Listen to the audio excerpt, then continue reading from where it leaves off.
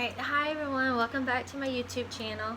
And this is a video that I'm very hesitant about making, and I get asked a lot, so I'm going to attempt it, okay? I'm probably going to be fumbling for words a whole lot, and but we're gonna go for it, okay? This is about reason why I no longer believe in God anymore. And I feel like I'm probably gonna get emotional at times, because it's just only because it's like a really tough topic because of my family. And that's the reason why I really never said anything about it for a really long time. But I get asked a lot, and so I'm gonna try, okay?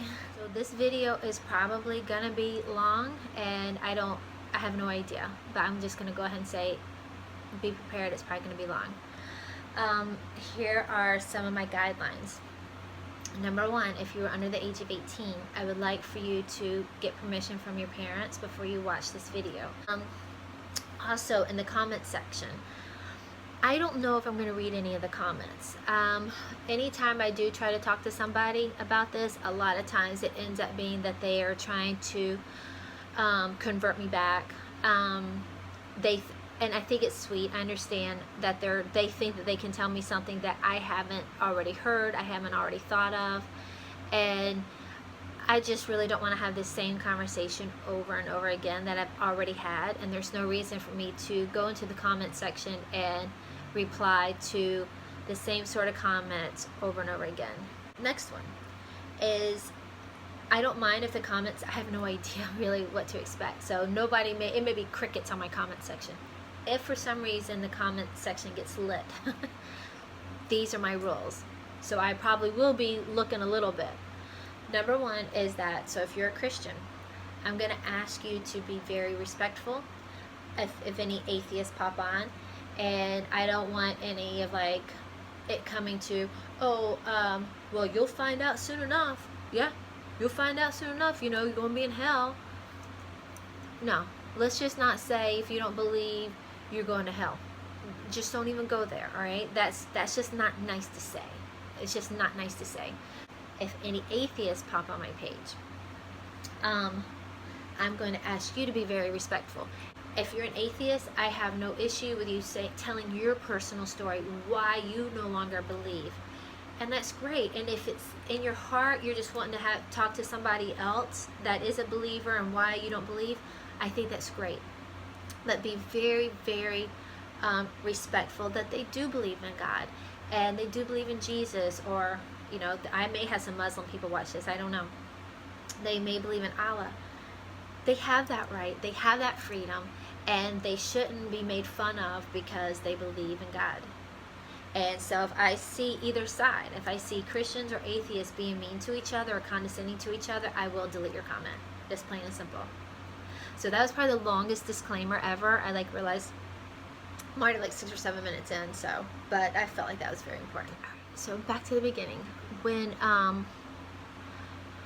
my mom was a single mom for a while, and she worked in a nightclub in Atlanta, and so that's where I kind of grew up for a few years. I would go to the nightclub sometimes when she didn't have anyone to babysit me, so I was around a lot of strippers, I think a lot of drug addicts, prostitutes, I think people that probably did very shady things, but they were always really nice to me, and I was like, I was, my mom's daughter, and they just thought it was adorable, and I personally thought it was great. I was around absolutely stunningly beautiful women, and I love to dance, and they're dancers. I didn't quite grasp the whole concept of it. That's all I knew, and so that was what I knew, and I thought it was great. But then a few years later, my mom did become a Christian, and we started to go to church. And we visited some little church someplace, and they were showing a movie called A Thief in the Night. And if you haven't seen the movie, it's basically about when the rapture happens and what happens to the people left behind. And really basically the end of the story. if you don't take the mark of the beast, you have to die, and the way you die is by a guillotine, and you get your head chopped off. Now you can imagine, I'm 12, and I'm thinking, oh my God, I don't want to be left behind. All my family's going to be gone, and then I'm going to have to get my head chopped off because I'm not going to take the mark of the beast. I'm going to get my head chopped off.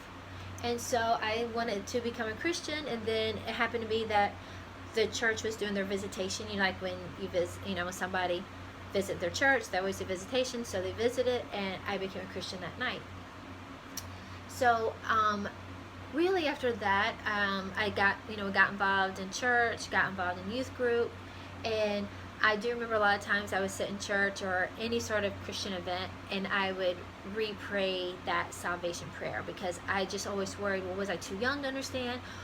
What if I didn't say it right? I definitely don't want to stand before God and God be like, because in the Bible it says that God will say, I do not know you, that there will be people that think they are Christians, and when they get up there, they're not.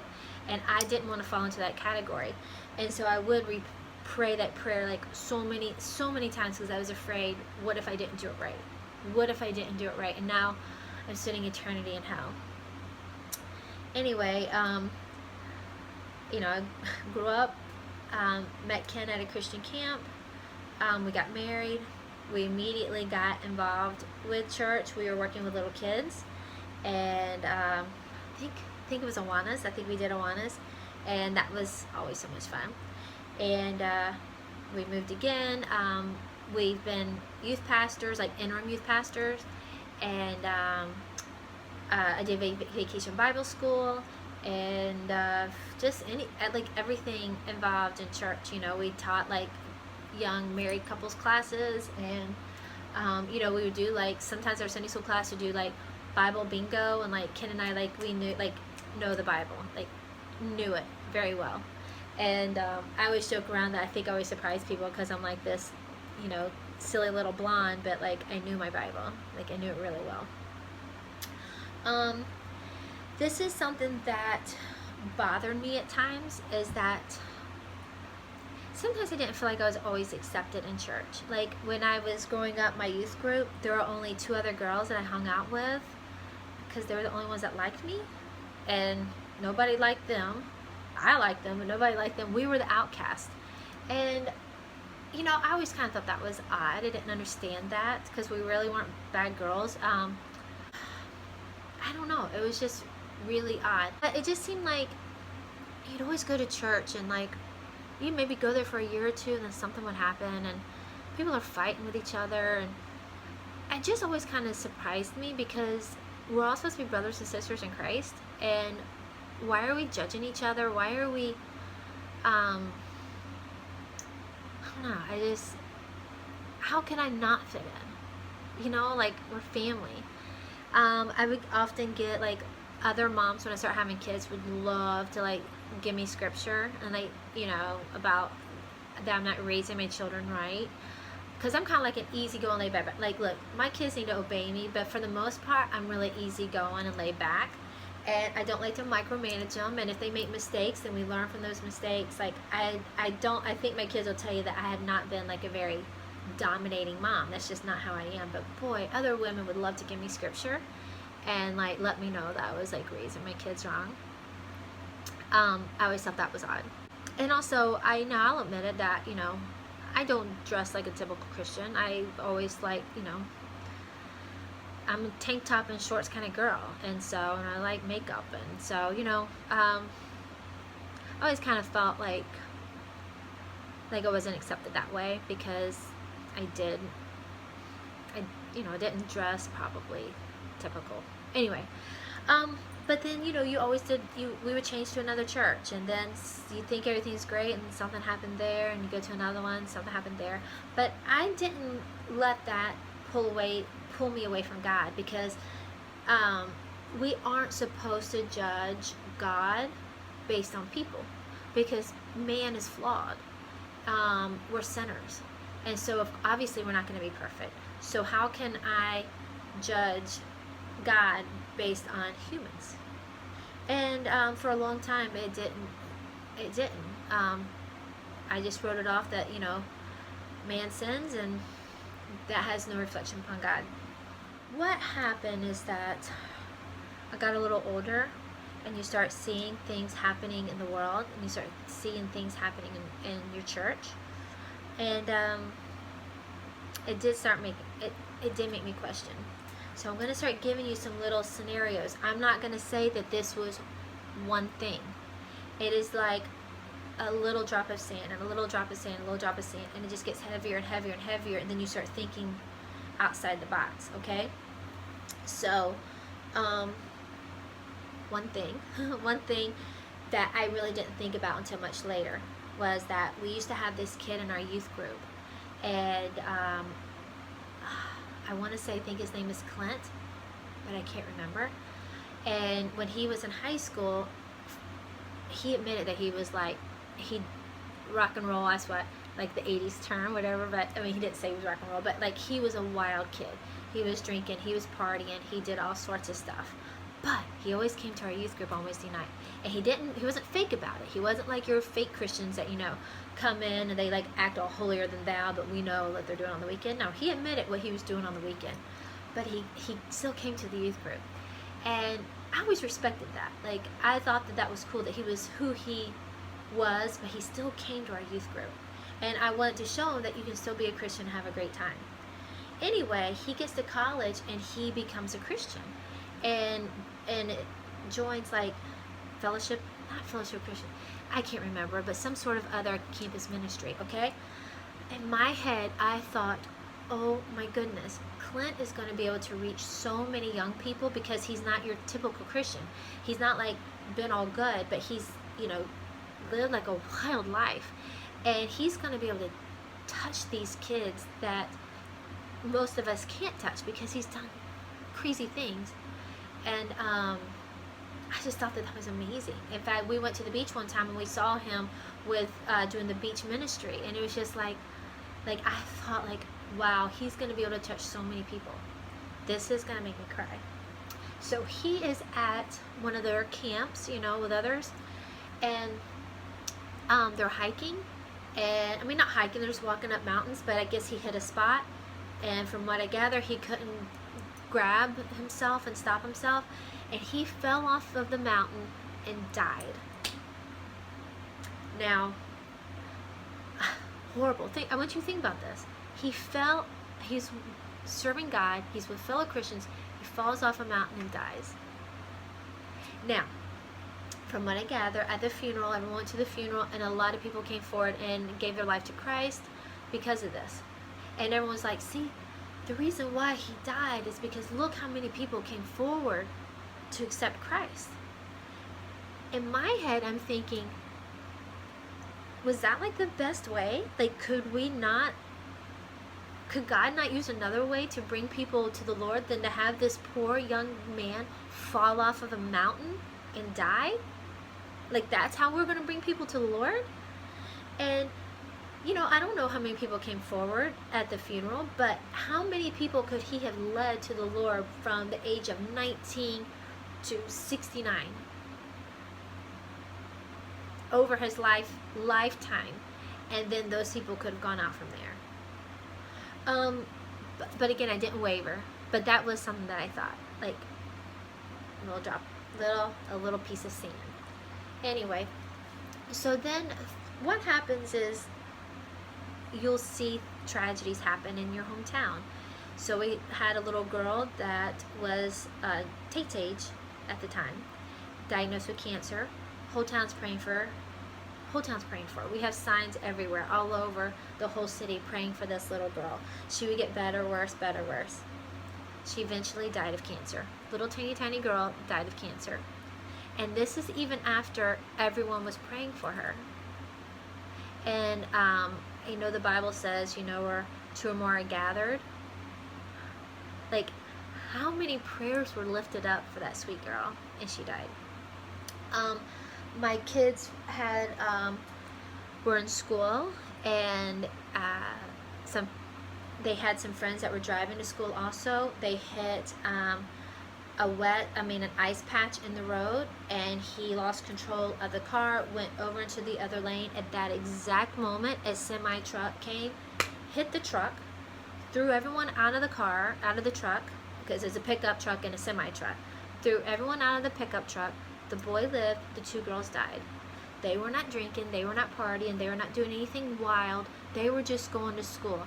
Lost control of the car, and if it had been 5 seconds earlier or 5 seconds later, that semi, they would have missed the semi, but it was just the perfect timing to kill them. And that was devastating because I had kids that age. And I remember the mom, I was told that the mom, I didn't go to the funeral, I went to the visitation, but I was told at the funeral, the mom said that she feels that was done because God wanted her to put him first, that she needed to draw closer to the Lord. Now, in my head, I'm thinking, so the way that God brings us closer to the Lord is by killing my kid with a semi-truck? No other better way to bring me closer to God than to like have my kid get hit by a semi-truck, thrown out of the car onto a highway where like probably her body was not even recognizable. From what I hear about that family, they are now divorced, and I think he's married to someone else, has a child now, which is, I'm glad that, he's probably very happy. I don't know about the mom. I hope she's happy now too, but how did that serve God?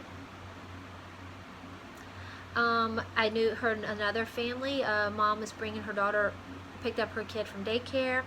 The lady on oncoming had a stroke, veered off, hit this mom head on, had a stroke right then. No matter what timing, like again, 30 seconds either way, would have missed it, but perfect timing to hit head on, and all 3 died. Mom and a little girl died. So this young man, all he had was, not all, obviously he has moms and dads and but that was his wife and daughter. Why? Okay. So here's the typical answer. Oh, and then you hear other stories like, a mom will lose, like a woman will lose like a husband, and then a year later lose a child in a car wreck. And you're like thinking like, how the Bible says, God says, I will not give you more than you can bear. I don't know how any human is supposed to bear losing a husband and a child. That seems a little bit more than what someone can bear. But you're told that the reason why, I hear all these different reasons. One of them is that that everything glorifies God. Okay, well, I don't see how allowing someone's child to be killed, and then the family separating, how that glorifies God. I just don't. You're told that God's way, that we're so teeny tiny that our brains cannot comprehend what God's brain sees, and that we only see this much of history, but he sees it all. He sees the bigger picture. So we shouldn't even question it because he sees the bigger picture. I just don't know. That's not a good answer for me. Because I feel he's God, and that he doesn't, he should have more control. He can use other ways to get what he needs done instead of, anyway, I'll go back to that. And then the other one is that, well, because man sinned, and this is the consequences of sin, and we brought it upon ourselves, so anything awful that happens is our own fault because we brought sin into the world. I'll go back to that too. All right. So, another thing that would kind of get to me is that, during elections, and we would talk about gay marriage, and people just get so up in arms about it, like, no, gay people can't get married, and what about the sanctity of marriage, and it's just gonna defile marriage. And I'm thinking, but doesn't the church have a 50% divorce rate? Like, maybe we need to worry about our marriages in the church before we start telling other people that they can't marry, because I don't see how two men getting married or two women getting married affects my marriage at all whatsoever. It just doesn't. So let's focus in on us before we start freaking out about two men or two women getting married. If they're both consenting adults, I didn't see the big deal. But I mean, as many of you know, that it's a huge issue in the church. And it just always kind of rubbed me a little bit wrong.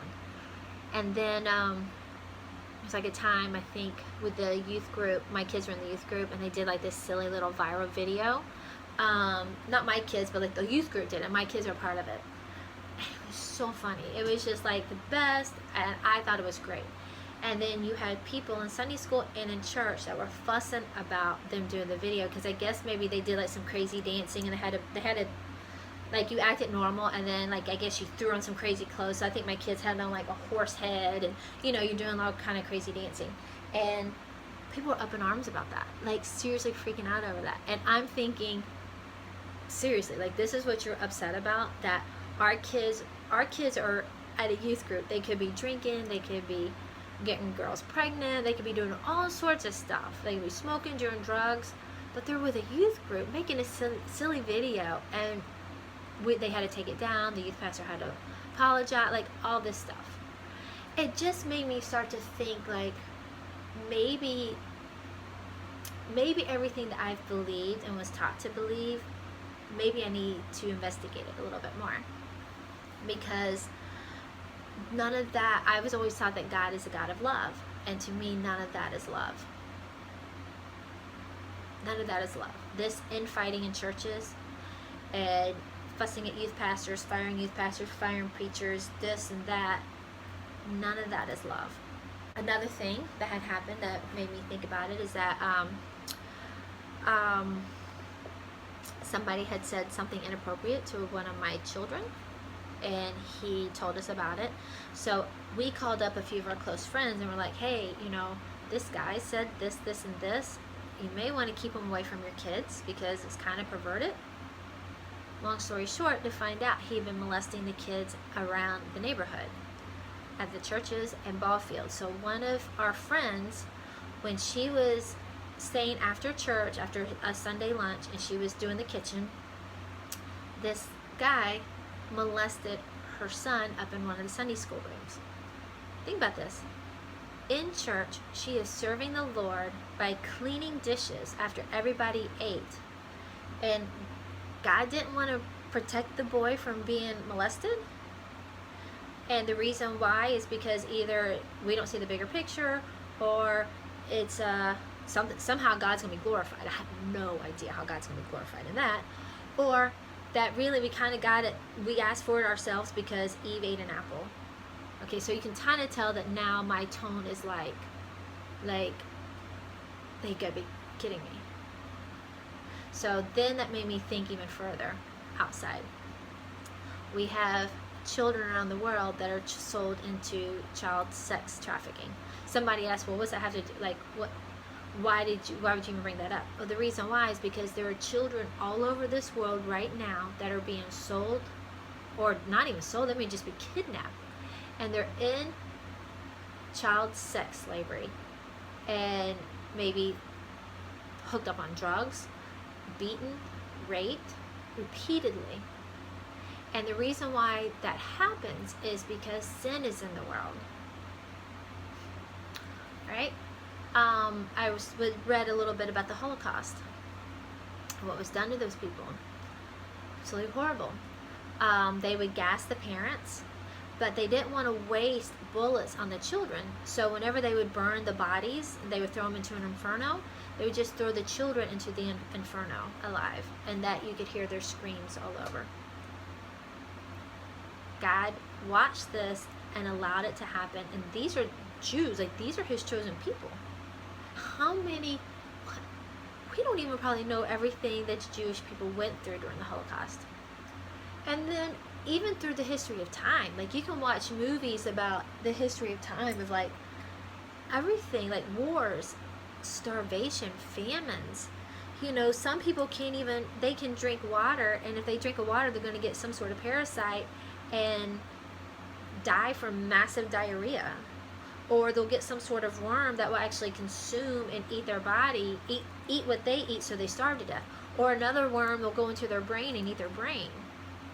Like, all of these sort of things happen because we sinned. So that made me go back further.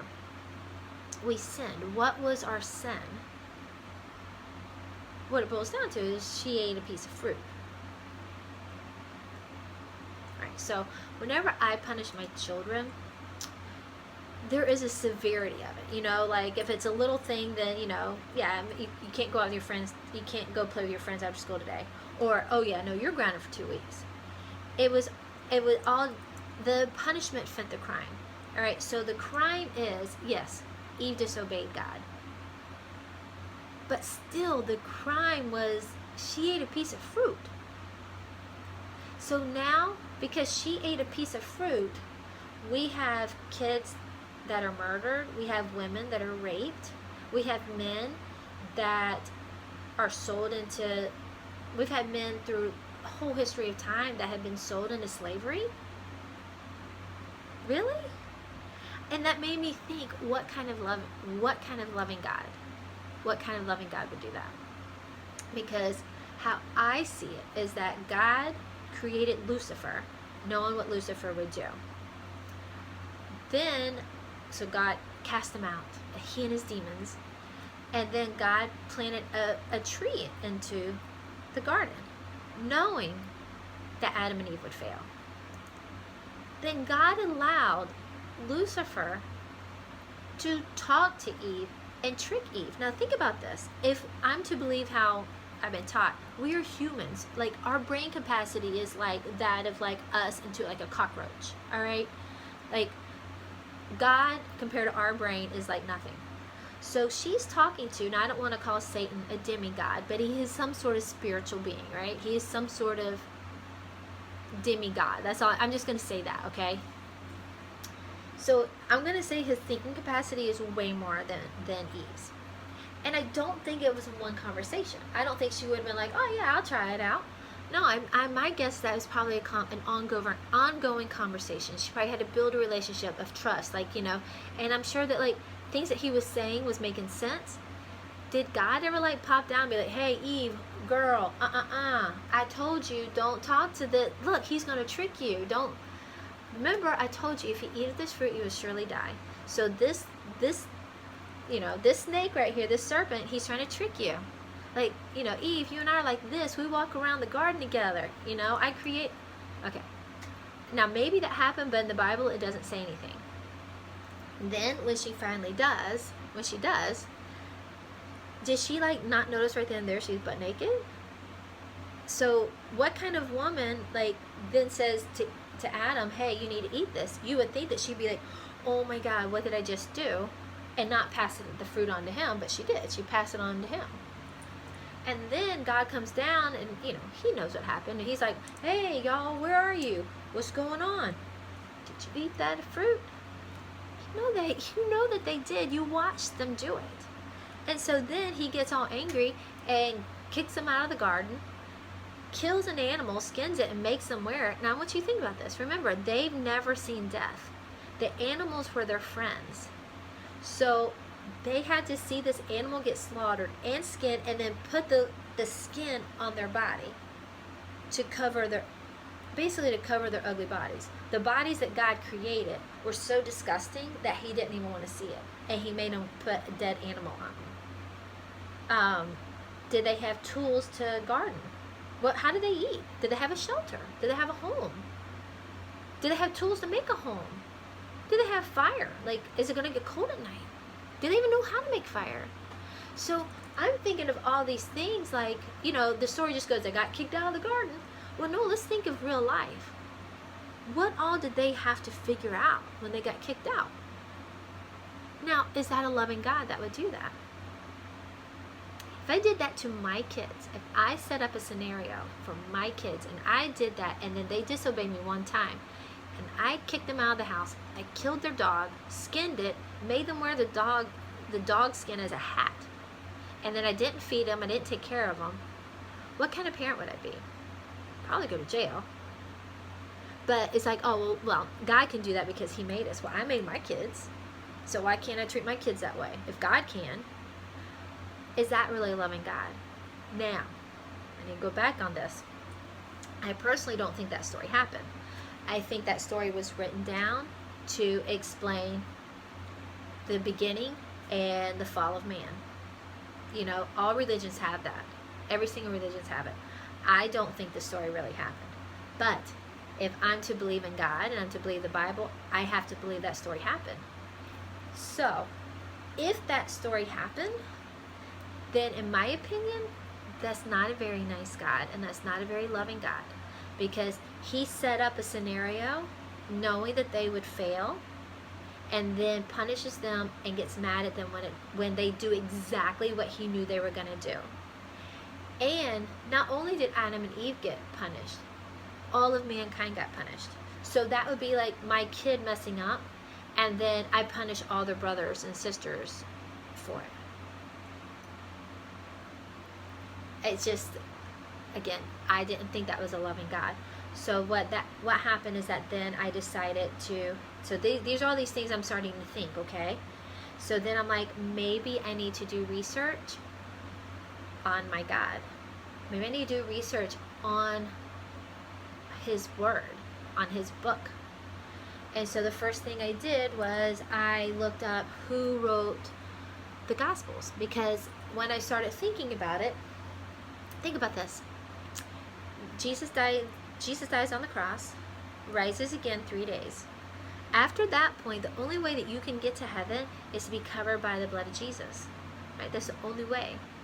So what if there was like a Jewish guy that lived 100 miles someplace, and he always believed the Messiah was going to come, but he didn't know about Jesus, didn't hear about Jesus. No way he can know about Jesus.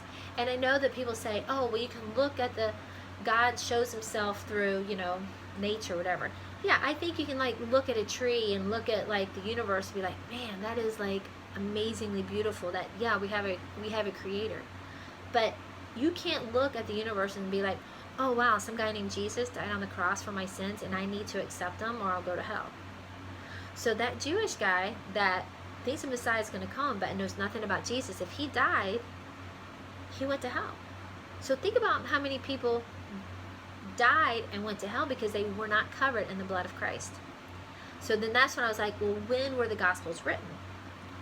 And then who wrote? Actually, it was more when were the Gospels written? And I found out that they were written decades after Jesus. I also found out that we really don't know who wrote the Gospels. So the most important message of all of mankind wasn't written during Jesus' life. Like none of his disciples kept a little journal. No. These things are written decades later. And then you know how your Bible says these are the words of Christ and it's all in red. These words of Jesus, all in red. Who remembered that? Like, I could listen to the President of the United States give a speech and do you think I'm really going to know word for word what he said? But somebody does 40 years later knows word for word what he said? I don't know. That just seemed a little fishy to me.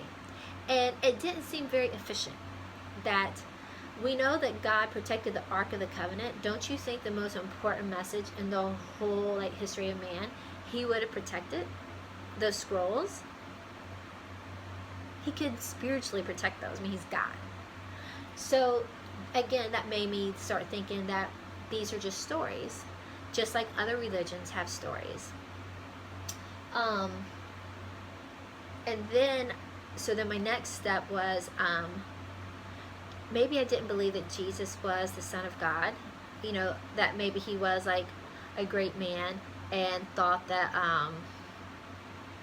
he was a different thinker a little bit. He was a different thinker. He was kind of going against the Jewish faith. And I think he wanted people to have more of a personal relationship with God and not necessarily feel like they had to do it with a rabbi. And, which is pretty cool. But do I think that he was the Son of God? I don't. And the reason, just because I feel like God would have been more efficient with giving us evidence. of things written down. And because he knew that you would have people now that would be looking back on those documents and looking back on the scrolls and see that, you know, the people that wrote the scrolls, I can't even think what they're like, little monks, they would add little notes to it and then add them in, that we would be able to see that. You know, God would know all that. So I just didn't think that he was the son, and to me it seemed very very pagan-like to have to have a blood sacrifice. That's what pagan religions do, and I don't understand how someone else dying and shedding their blood for me wipes away my sin. And on top of that, he's God, so he just basically sent himself down. And I remember while watching The Passion of Christ, and the thing that got to me was Mary watching her son go through that, because the thing is that Jesus is God, and Jesus knew he had to go through it, and he's still God, and that any amount of torture he's about to go through and going to hell for 3 days and coming back, he's still God. Where like poor Mary is just a mom, and she's about to see her son being tortured and not even know what's going on. That was just a little side note anyway. So what I did is that then I looked up how come the Jewish people didn't accept Jesus as the Messiah. And I didn't do Jews for Christ. I looked up rabbis, rabbis that are currently, that are Jews, you know, and it was really interesting. It made a lot of sense to me. So now I needed to look into, well, do I believe, like, I don't believe that Jesus of the New Testament is the Son of God. Do I think that there are some incredible life lessons in there? Of course. I mean, there's life lessons in all sorts of books, and this is just one of them. But now I need to find out, can I believe that in the God of the Old Testament? Because I was thinking, well, maybe I'm Jewish, you know, like I can't believe that Jesus is the Son of God, but you know, I will believe that, you know, God of the Old Testament, the Abraham God, is the God of the universe. So I started looking into those stories, and you know, I knew them, but I read them a little bit with a different eye. And how I read them was like, for example, the book of Job. Like, everyone talks about the book of Job. So let's think about this. God made a bet with El Satan, and that Job, no matter what you do to Job, Job's my boy. Like, he's gonna, like Job loves me. And Satan's like, all right. So within a matter of time, Job loses his family, his livestock, loses everything, absolutely everything. And God's like, see, told you, Job's still faithful. And Satan's like, yeah, but that's just because you didn't let me hurt him. And God's like, yeah, all right, go ahead, hurt him. So then he gets boils all over his body, and his other friends are like, Job, man, what did you do? You like really made God mad. Like, what did you do? Right? So remember, Job's lost everything.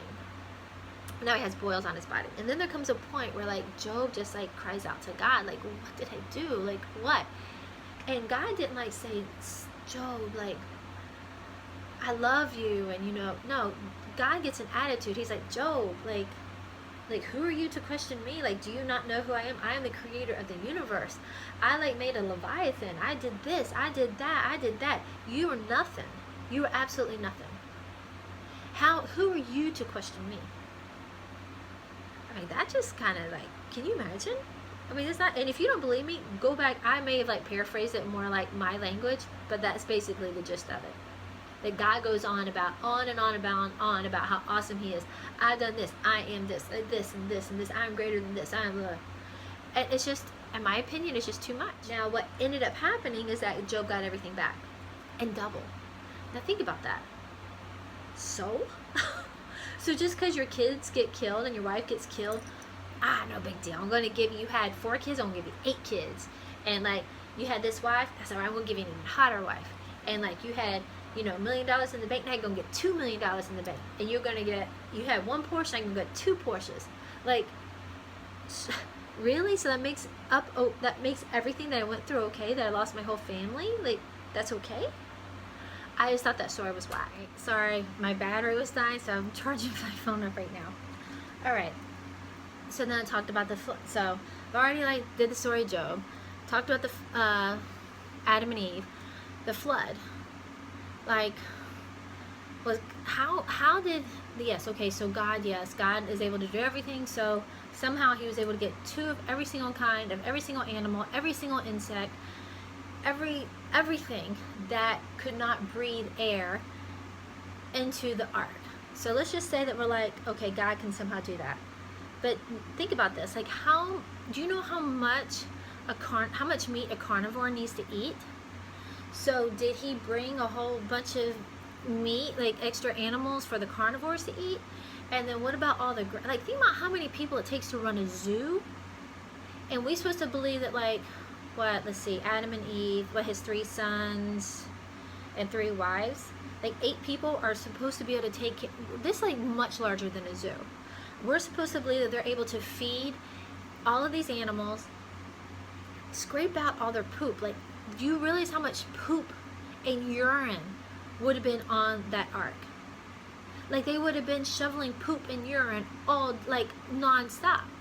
Now maybe God did some sort of God thing, and none of the like, everyone was in like some sort of hibernation, nobody was eating, or maybe that's it. But then once they got off the ark, like, still they would have had to have extra cows or whatever for the deer, for the lions and tigers and leopards and all of them to eat. And then there's gonna have to be extra bugs, because who are the spiders gonna eat? The spiders gotta eat other bugs, so there had to be extra bugs when I got off the ark, because obviously everything on the earth was dead. Everything on the earth was dead.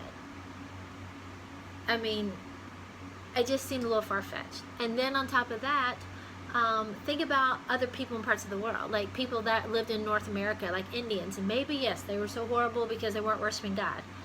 Did they really deserve to drown? Like, if they're gonna die and go to hell anyway, why wouldn't God just, like, at least let them live their 30 years on earth, run around shooting buffalo or whatever, instead of drowning them and sending them to hell early? Like, at least, like, let them have a little nice time on earth. And then think about this, y'all. If the flood really happened, that, it's pouring down rain, from what I have heard, that the water is busting out of the earth, volcanoes, it's just like crazy. And you're in North America and you don't know what's going on. All you know is that you got like 3 little kids and your husband, and it's raining, and then you're climbing up trees. Like, have you seen what people try to do to survive a tsunami? Like, the water's rushing in and you're climbing a tree, you're climbing, and you're trying to take care of your kids. Like, again, that's not a very loving God, and in my opinion, and also not really, like, these people deserve judgment. Okay, well, just let them live on earth. Do they really deserve to, like, be drowned? And I mean, really, think about through all the history of time, like, humans have died horrible deaths, like, through drowning, volcanoes, earthquakes, like all sorts of stuff. So I don't believe the flood either. Do I think there was a local flood? Yeah, sure. But do I believe in, like, a worldwide flood? No, I don't. And there's actually, if you ever are interested, you can look up, is there evidence of bones? Like, there should be evidence of bones where, like, because Australia has very certain type of animals. Are they marsupials? I don't know, please don't quote me. But shouldn't we see a trail of them, like, of them dying, because it's going to take them a while to get there? There isn't one. Anyway, it's very interesting. It's very, very interesting. I looked up a lot of stuff. It wasn't like I was logically thinking things. I would then, like, come up with something and then look into it and research it. Like, what do the fossil records say of, like, all the animals that were right here when the ark landed? And I'm guessing when the ark took off, it was in the Middle East, and then they flooded all that time, and they somehow landed right back in the Middle East. I'm guessing, which is pretty interesting. Like, how of course, again, if it's a God thing, he stuck them there, and maybe God zapped all the animals back, you know, zap them back to their proper places. Maybe like all the kangaroos and koala bears just went back into Australia. I don't know. Because see, if you start using that argument, then really anything's possible, you know, and that's fine. That may be good for you. It just wasn't good for me. There's another story about talking donkey. The whole story's so far-fetched that, like, that when the donkey starts talking, and the donkey's like, hey, dude, why are you beating me? And the guy, you would think the guy would be like, oh my God, a donkey's talking. But no, like, he's just like talking to the donkey back and forth. Well, you keep stopping. Why do you keep stopping? The donkey's like, well, don't you see that big, huge angel right there with the sword? I'm trying to save your life. Like the guy should have been freaking out over a donkey talking. And also, donkeys don't have lips and tongues to form words. So how is a donkey talking? How is the snake talking? Again, if it's all spiritual stuff, then, you know, then there you go. But I'm thinking, scientifically speaking, donkeys and snakes can't talk. Just can't. They just don't have the way to form words. Another one, Lot. Okay, Sodom and Gomorrah. God destroyed Sodom and Gomorrah because of the homosexuality. All right. In fact, from what we gather, the homosexuals came to Lot's house and they're like, hey, we hear that you got like 2 or 3 men there, you know, bring them out. And Lot's like, no, you can't touch these guys. These are men of God, but you have my daughters. Which, like, seriously? Anyway. Alright, so then they flee because God's about to kill, like, he's going to kill everybody. He's about to destroy that town. And God says, but do not look back. Do not look back. So they're leaving, they're running. I guess, like, fire's coming down from heaven. And, like, they're just, you know, the cities, you know, you've seen the pictures. And Lot's wife, she turns around and looks, boom, pillar of salt right there. Because God told you, don't you look back. Do not look back. She turns to a pillar of salt. Now, you know, in my head I'm thinking, you know, yeah, okay, so she disobeyed him, but, like, there may be good memories. Like, this is the house that's where she, you know, raised her kids, you know? Like, she looked back, like, memory-wise. But no, pillar of salt. But I want you to read that story further. So now what happens is that the sisters start talking. They're like, you know, now what do we got to do? We don't have any kids. So why don't we do this? We're going to get our dad really drunk. And you have sex with him one night, I'll have sex with him the next night. I'm not making this up. Like, that's, yes. So, I want you to think about this. So that's what happens. They get him so drunk that either he doesn't recognize that these are his daughters, or he doesn't care that these are his daughters, which in my opinion is like so disgusting, and gets busy with them. They both happen to get pregnant like that, you know, one got pregnant one night, one got pregnant. I mean, man, they just like hit ovulation like so perfectly.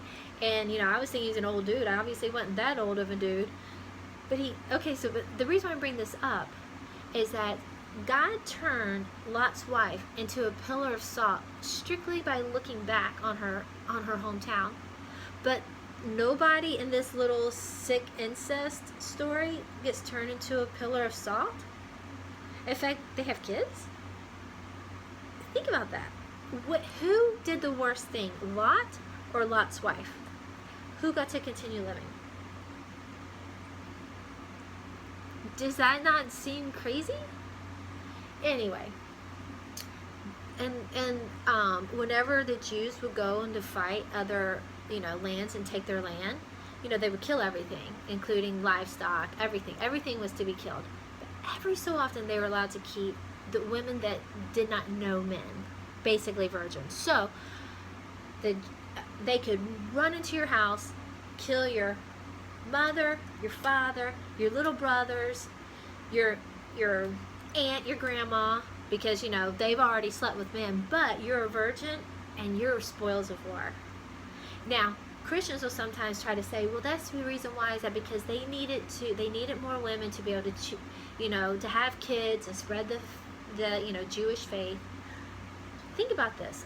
What woman, you know, chances are she might have been 15, 16, what woman is going to want to see her family get massacred and then want to go home and live with this guy because he probably already has another wife, like you're just his side, now you're just his side piece, and give him kids all under the name of their religion, of who they are.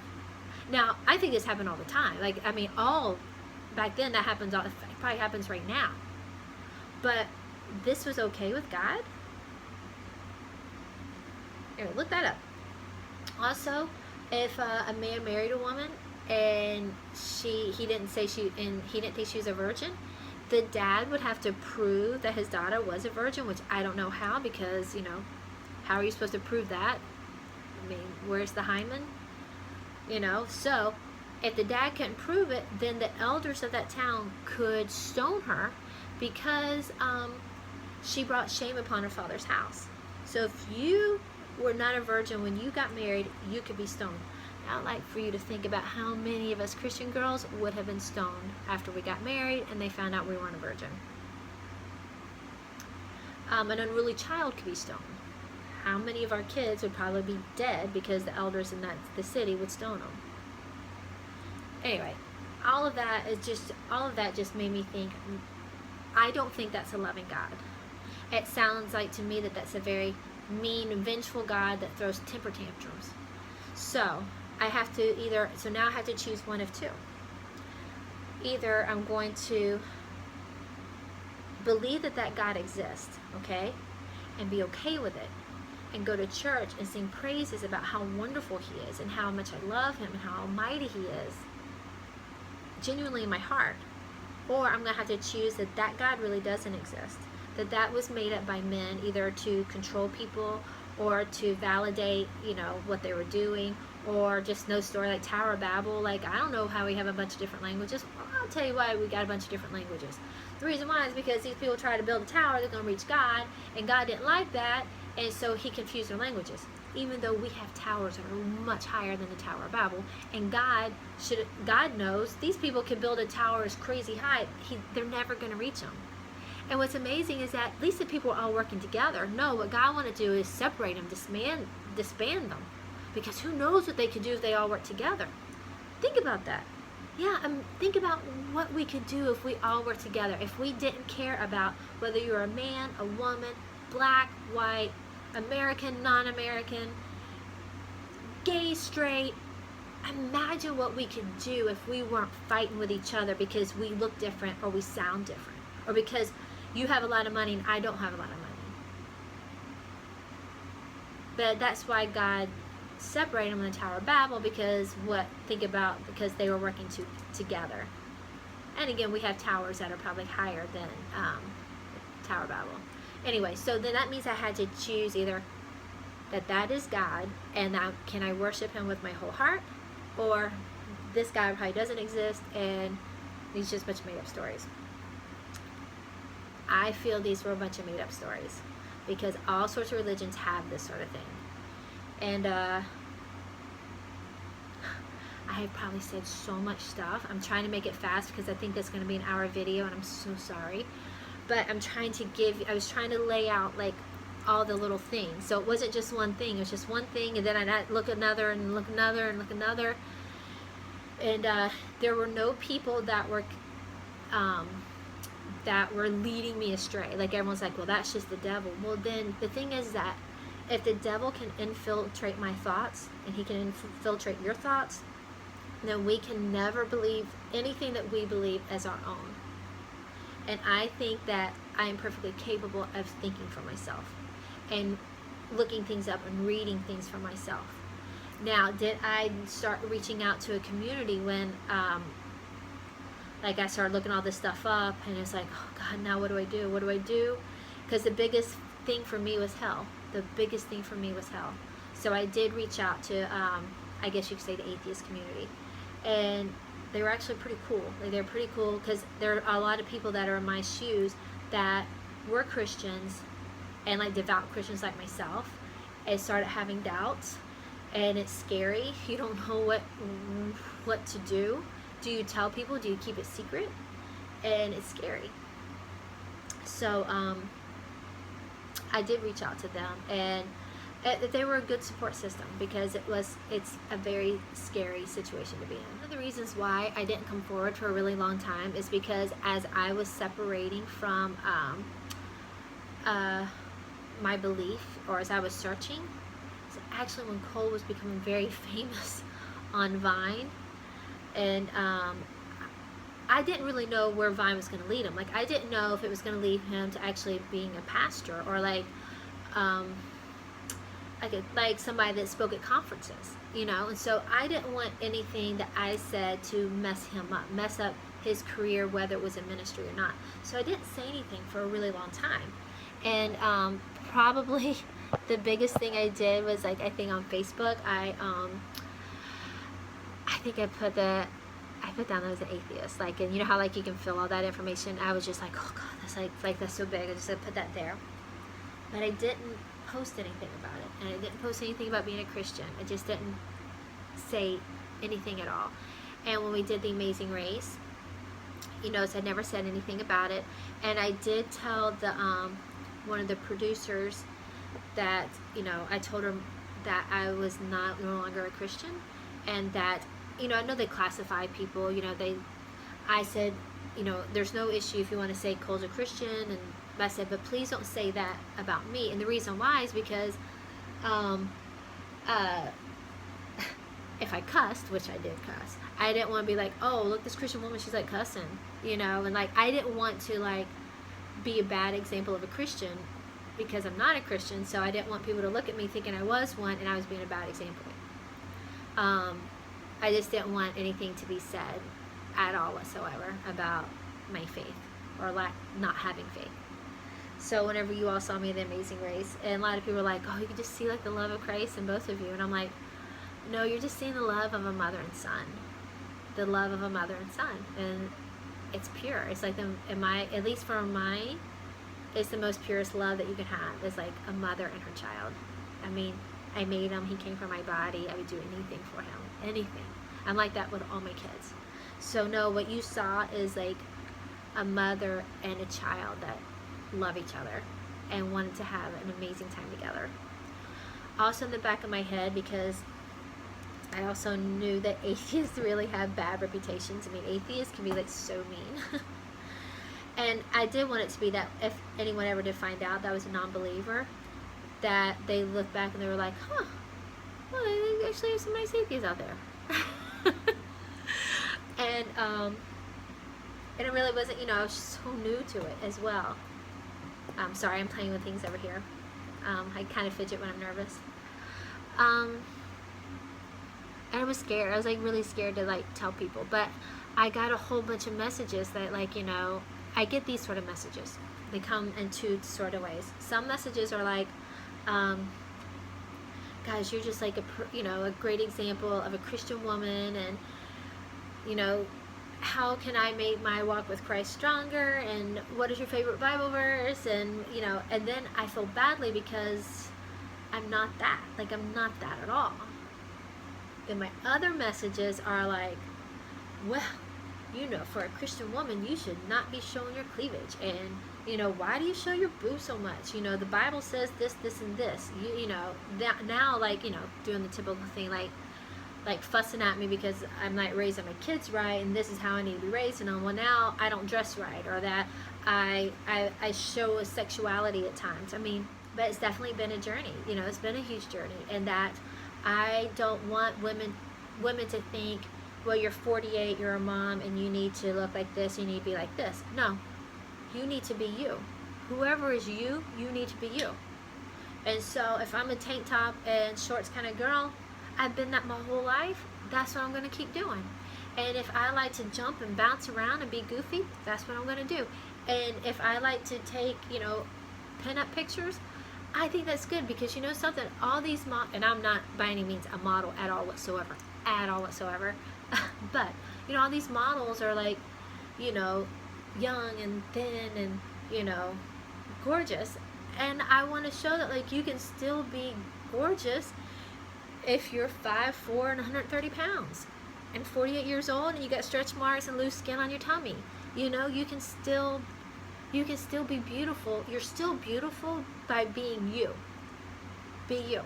And I think by me, when I accepted my atheism, which was huge, it allowed me to feel comfortable in my own skin.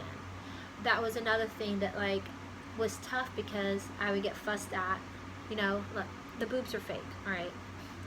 But I would still get fussed at because, you know, I have like a rounder bottom, and, like, you know, people think I was trying to be too sexy or too pretty. And it's just like, no, but that's just what I am. Like, I don't know, like, this is, this is just how I am, this is how God made me, how come I'm being judged on that? I just think that it shouldn't matter your age or anything that you should be who you are. And I think when I accepted this, it made me feel comfortable. And I don't feel like I'm leading anyone astray. That was always something that was such a huge fear of mine, is that I would say or do something and I would lead someone astray to hell. Oh my gosh, I gotta get back to that. Gosh, y'all, this is gonna be the longest video. Hell. That was the scariest thing of all. And that was another thing that I reached out to the atheist community about hell, because I didn't know about that. What if I'm wrong? Pascal's wager.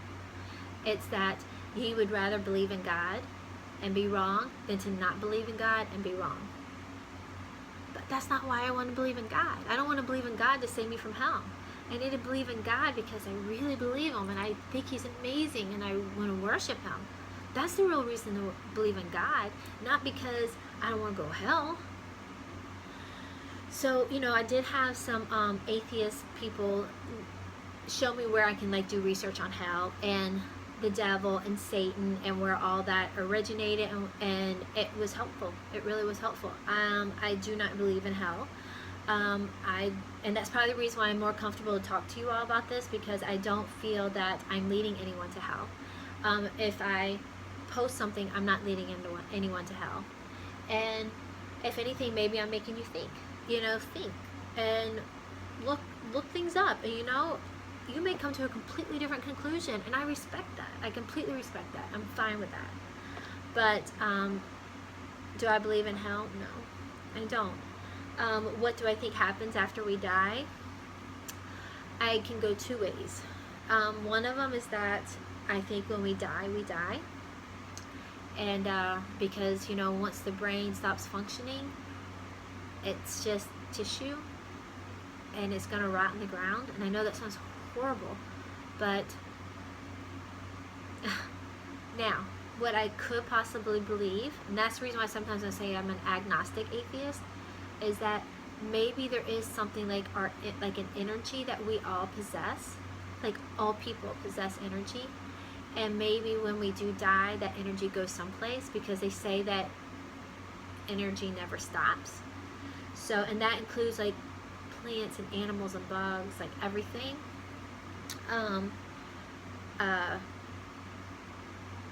Maybe that, like maybe we return into the universe or whatever. And I know that sounds very mystical, but I could believe that. But do I believe that there's a loving God watching over humans and caring about us day by day? No, because I can look at things that are going on in this world right now, and no loving God would allow it and not stop it. Yes, there's just so much. Like, there are children in other parts of the world that are starving. Think about how women are treated around the world. I mean, and sometimes, a lot of times, in the name of religion. Anyway, I think that's it, y'all. This is gonna be the longest video, and I'm sorry, but there was just no way to make it shorter. I hope y'all enjoyed it, and I'm not even gonna do like a closing. I'm just gonna close it out right here. Bye.